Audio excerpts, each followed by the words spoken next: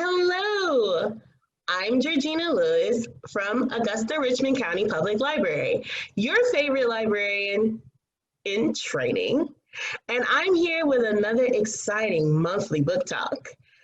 This month is all about thrills and chills, and I'm here today with author Mr. Bryce Gibson, and today he'll be spilling the tea on his book, Tethered. Thank you for being here with me today. Thank you. All right, so Tethered. I was looking up Tethered. Yes, that book. Isn't that creepy? I'm terrified of dogs. So I was just like, oh, okay. But I was looking up Tethered. And I just think to myself as a small country girl, like I would be terrified to read that. Long, dark roads at night. And if you live in a rural country area, you know exactly what I'm talking about. Endless amounts of trees. That's enough horror for me. But for those other horror fans out there, can you please tell us a little bit about your book, Tethered? Yeah. Tethered is my fourth book in the County Line Horror series. The Tethered is a little bit different from the three that came before. The main character in Tethered, Aiken Pine, he's made some mistakes in his life. He's 19. The book starts off with him getting pulled over. He gets a DUI. He's moving away from away from his family. He's living with his girlfriend. Anyway, the book starts with him getting pulled over and getting a DUI at 19. And he finds out that his sister has just stabbed a cheerleader in the school hallway. So he goes home, and things from his past start to come into play and affect him. And there's also a pack of dogs that are following him around. That's the reason there's a dog on the cover. And with the pack of dogs, there's a big mystery about what the dogs are and why they're there following him around. The title Tethered is I'm going to read from the back here just to kind of explain the title, but at the end on the back, people say chained dogs can become vicious over time, and Aiken begins to wonder if the same thing happens to people. So Tethered is kind of about being in a place that you can't get away from, or in his mind, he can't get away from. He can't escape the area that he is where he is. So but it's one of my favorite books that I've written, and Aiken is one of my favorite characters. I mean, I think he's the most realistic character, or probably the most realistic character I've written. And I didn't want to make it to layer it on too thick at the beginning with all that stuff I was saying about him being, he's made mistakes. I didn't want it to seem like the reader feels like, oh, I'm supposed to, have sympathy for this character. I mean, I hope that you do, but at the same time, I didn't want it to, seem layered on too thick either. But I mean, he might be my favorite character that I've written, and he's got a good story arc through the whole book, and he grows a lot throughout the course of the book. Awesome. Yeah, so I think the other question that I definitely want to ask, and I typically ask people, is like, do you see a bit of yourself in any of the characters? So you mentioned Aiken Pine, who is our lead character, and we also mentioned Lexi. And do you see yourself in any of those particular characters, or any part of the book? Those two characters, not really? I mean, I guess there are certain parts, yeah. There with the characters in my books, I mean, there are definitely things that I relate to, and I mean, none of the characters are definitely biographical or autobiographical, but there are definitely things about them that that come from my own experience. The settings play a big part in the books, and most of the settings are based on places that are real places in South Carolina. Whether or not they are actual places in South Carolina, I've done both. I have some that are actual places, and then some that are just kind of loosely based on areas in South Carolina. But the places are definitely something that I feel like I know pretty well, the areas in South Carolina that I write. So Awesome. So Tethered is your fourth book of this series, right? yeah, Tethered is the fourth. So tell me a little bit about the Country Line Horror as a series. Okay. They're all standalones. It started with 2016 Perennials. Perennials is more of a traditional mystery. Perennials is my first book in County Line Horror. It's more of a traditional mystery. And the premise of that one is that there's a killer that's targeting people that share names with plants, like Rosemary or Rose. It's set in South Carolina also. It in a fictional area of South Carolina called Crow County, and it's loosely based on Saluda County. And there's parts in Perennials that also take place in Bishopville, South Carolina. So, and that one, but that's the first book in the County Line Horror series. And that one, as with most of my books, I do pull some South Carolina folklore and urban legends into the story. With Perennials, it talks about the Lizard Man from Bishopville, and he kind of plays a part in the story. He's not like the villain or anything, but the legend or the story of the Lizard Man actually plays a part in Perennials. And then my second book, The Reading Buddy, it takes place in Edgefield and Ridge Springs, South Carolina. The premise of that one is there's a teenager with social anxiety has an online stalker. So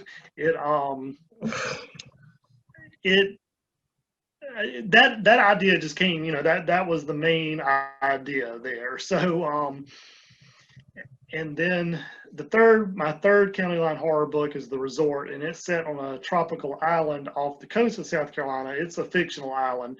Parts of that one take place in Trenton, South Carolina.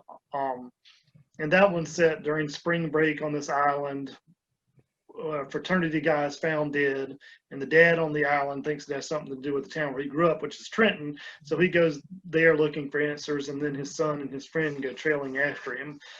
Those are the first 4 County Line Horror books, and underneath County Line Horror, last year started a series called Killer Tech, and it's something along the line of Fear Street or something like that, but they're all centered around a tech school in South Carolina, and each of them are occupational based. The first book is Auto Shop, so it's auto mechanic based, and then the second book is called High Voltage, and it's electrical based. And I just finished writing the third one. It's called 86, and it's culinary cooking based. It is set during a cooking show, and it's out there. It'll be out in the spring, but it is the third Killer Tech book, and all of those are under the County Line Horror series. But like I said, they're standalones. Some of them, except for Killer Tech, but even Killer Tech are standalones. They have little loose tie-ins to each other, but they're all standalones. Sounds great. You have accomplished so many books. That's amazing. So you write a lot of mystery horror thrillers. So what made you want to write in this particular genre? I've always liked horror. It's just what I would naturally am drawn to write. Prior to County Line Horror, I did write what is really more of a traditional Southern mystery. It's called Unclaimed Acre. It's available on Kindle. I don't have it in paperback now, but it is on Kindle. But I started out with that one was more of a traditional mystery before I moved on to the County Line Horror. But horror and thriller genre is just something I've always liked. Now my books are very PG-13. They don't have a lot of blood and guts and sex, and they're very PG-13, teenage friendly, and that's something I want them to be. I want them to be something that teenagers as well as adults can read and enjoy. But they kind of meld the genres of horror and thriller and mystery. So, who is your favorite like mystery or horror author? well, I read a lot of different genres. To pick a favorite horror, I mean, that's tough. my favorite author is actually Alice Hoffman, which is not even remotely related to horror and thriller. She writes a lot of magic realism and historical fiction. A nice breath away from all of the horror.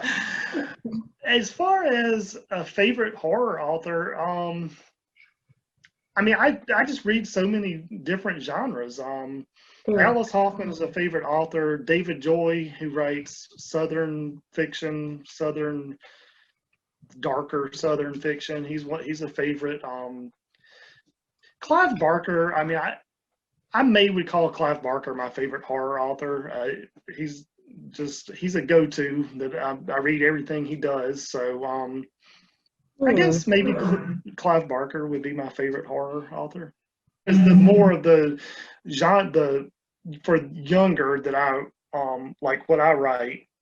R.L. Stine is a big inspiration for what I write, and I kind of want to take how he does Fear Street and that kind of thing, but I wanted something like that, but set in a rural area. So, and I still read a lot of R.L. Stine, and I was a teenager in the 90s, so his books were really popular back in the 90s, and the point horror, they were little thin books published by Scholastic with various authors, and I still read a lot of those, and I think they're a lot of fun to read. Yeah, I read a lot of R.L. Stine growing up, and I read Goosebumps and all those other series too. So definitely relate to that. So you've accomplished all this writing. You have all these inspirations and different things like that. So what advice would you give to someone who finally wants to put pen to paper, or I guess fingers to keyboard, and write a novel of their own? What advice do you have for them? I've been writing since I was little, and when I really started getting serious about it, as I got older and got more serious about it, one of the main things with me is, I think, and advice I could give is to write in the genres that you want to write in. I think that was once I realized that, and wrote settings and people that I was more familiar with, it all came kind of more natural. It didn't seem as forced, even though the stories I write are kind of, I mean, it's kind of out there, I guess, but they, I mean, at the basis of them, I mean, they're about the characters, really. I mean, and then as far as advice is to go to workshops, any kind of writing workshops you can go to. A lot of libraries offer workshops for learning writing, and for various levels too. A lot of the workshops that I've been to is writers in there who have just starting out or who have not even started writing anything yet. Others that have published books. So there's all different levels of writers in situations like that, and all with ideas. And you can definitely learn from the other people in the writing group with their ideas and their writing styles, and any of those workshops when it, you know, if you get any kind of information about book structure or dialogue or characterization or setting or anything like that, I keep all of that. Every workshop I go to, I keep all of it, and I pull the stuff out every time I write a book. Just to looking over that kind of stuff helps me create the larger story, to get from point A to point B within, and then breaking it down even further within the chapters, and then within the scenes within the chapters. So just a lot of any of the workshops are a lot of help. You know, this ongoing help. Okay, well, thank you so much for giving advice and telling us about your series and your books. Pretty sure someone's going to go out and grab the cooking occupation from Kim for sure. But for you all, you guys know, if you want to get your own chills and thrills, then you can still put your products and your materials like books and videos on hold through Pines, and you can either curbside or come inside at Augusta-Richmond County Public Library System. If you decide to do curbside, once you put those items on hold, we'll bring those items right out to your car. Or if you decide that you want to come inside and visit any of the locations, you can place your materials on hold and then come pick them up at your local library.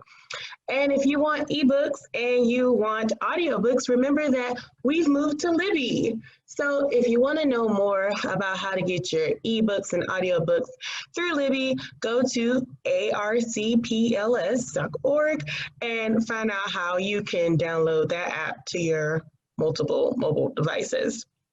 Again, thank you so much, Mr. Gibson, for having this interview here with us today. Thank you.